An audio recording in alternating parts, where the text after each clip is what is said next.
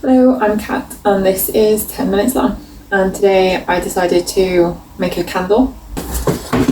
This is an old saucepan. I'd recommend, if you're going to try making your own candles, do it in an old saucepan, because this never used to be my old saucepan, and then I got some scent in it and now it won't come out. Like that scent, it, like if you get it on anything that you use, it just stays around forever and ever. So I had to buy a new saucepan. This is my old one. It did need replacing anyway because all of the non-sticks coming off.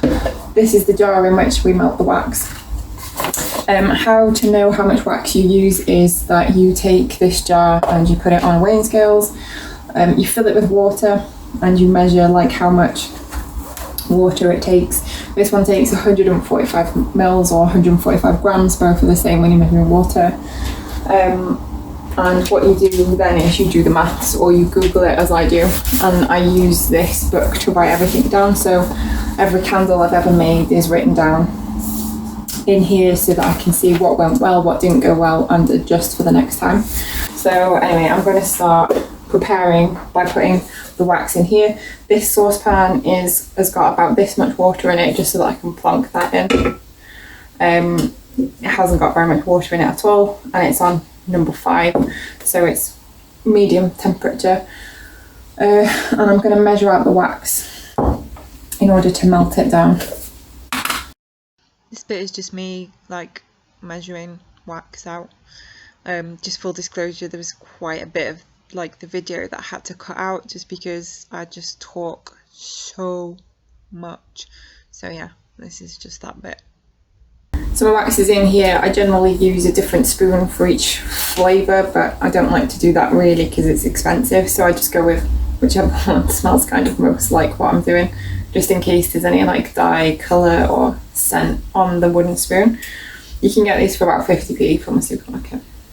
So I'm just going to chuck that in there so that as the wax starts melting, I can stir it.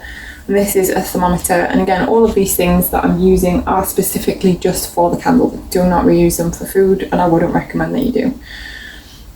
So I've just turned the thermometer on and I'm going to shove it in there. What we're basically waiting for is the wax to get up to around about 70 degrees for this specific wax, but it's different for each one. And around about 70, I'll probably throw the scent in, but I'm going to put the dye in now because I can't see, I've never had any issues with adding it from cold, whereas a lot of people do say they recommend that they wait until it gets to a specific temperature, but I'm going to chuck it in then. Here I am just measuring out the dye, and I just need a tiny little bit, so I just kind of like eyeballed it in the end, to be honest with you.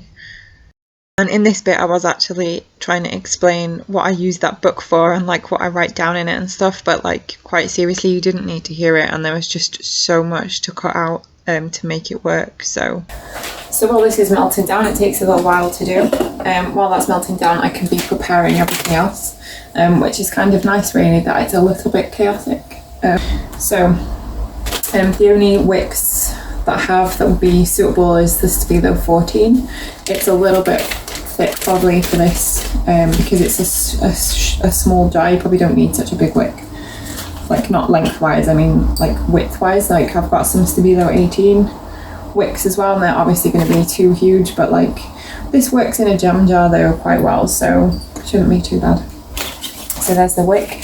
I have these little sticky tabs here, and they help to keep your wick in place when you pour the wax. So I'm just going to stick a sticky on it, and I'm going to try and get it in the middle, which is probably one of the hardest things to do. And obviously you want to centralise it as much as possible. So I'm just giving it a little stab with the knife to make sure that it's really solidly stuck down. And then this is like a centralising tool, which you put on to help you get the wick in the middle. And if you can pull the wick into one of those little gaps there, like so that it just stays put really, and that helps you when you're pouring. That helps you to make sure that it stays stable. So our jar is now ready, and I can put some of this extra. Look at this exciting bit of me putting stuff away that I wasn't using anymore. So very exciting. You clearly needed to see every second of me putting stuff away, but here we go. yeah, so this was a bit that I didn't cut out, I just sped up because I thought it wasn't important. You can see there that it's melting down slowly. It's quite hard when you've got so many bits in here, but you can see. Let's take that out for a second.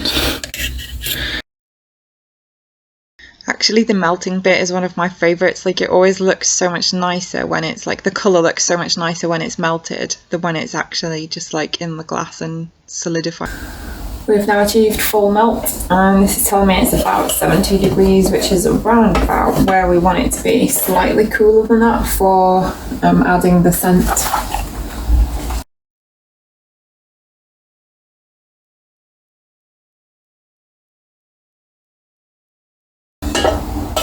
We go around 69 and falling. So we're on about 11 grams. So I'm just going to tear that and check in 11 grams.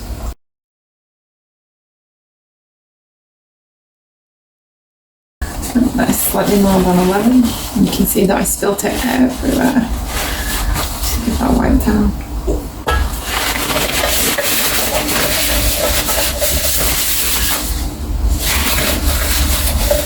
Smells quite strong.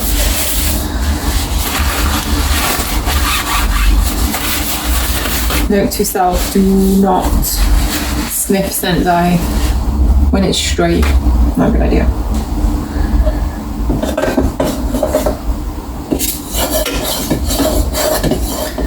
I need to give that a little bit of a mix in, so I'm just popping it back in the water. It's a really weird scent. It'll smell a bit different when it's burning. It's not quite pine cleaner, but it's like if someone tried to make perfume that smelled like wood, that's what that smells like, which is I guess what it is. Probably not.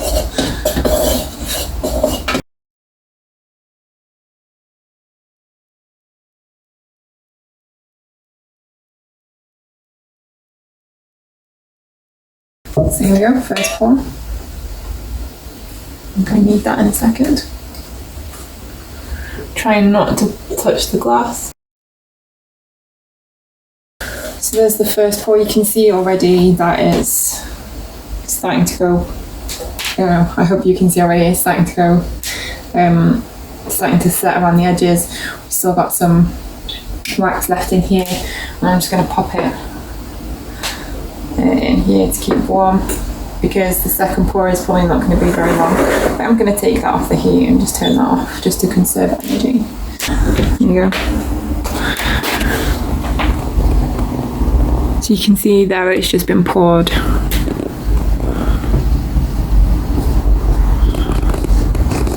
And now we wait.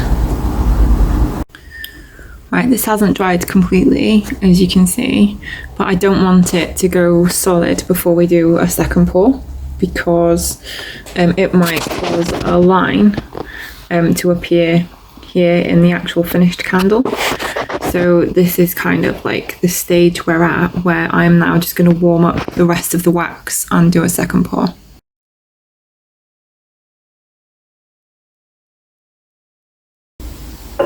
Just because it'll take a little while for the wax to warm up as well, so by the time the wax is warmed up, this should be slightly more solid.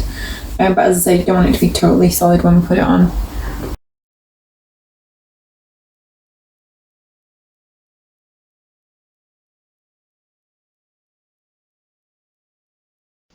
It actually took a lot longer for the wax to melt the second time around than I thought it would. Like, if I'd known that, I probably would have started doing it a lot sooner. But there we go. Also, just continuing on the theme of the voiceovers, there was like 30 minutes of footage, like 30 minutes. Like, it doesn't really take that long to make a candle, because like between the first and second pour, you're just sitting down and waiting for it to, waiting for it to harden really. But yeah, like 30 minutes of footage, and I was like, but this is called 10 minutes long, so this is why you've got like lots of speeded up bits and voiceovers, and why you didn't get a technical rundown of all of the technical elements of candle making. Maybe next time, huh?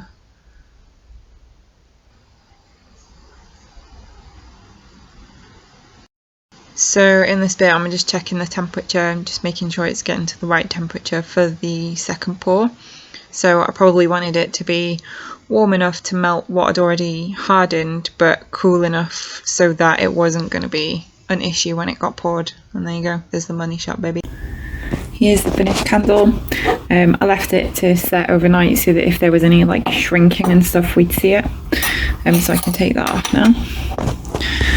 So you can see there it hasn't really sunk very much. There's a little bit of cracking on the top and some around the wick, which you generally get anyway. There's a bit of like adhesion issues on the glass, so in some places it is adhered better than others.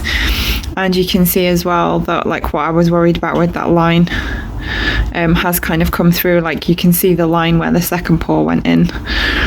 It's not massively cracked though, so it's not too bad. It just means that the pour should have been probably a little bit sooner.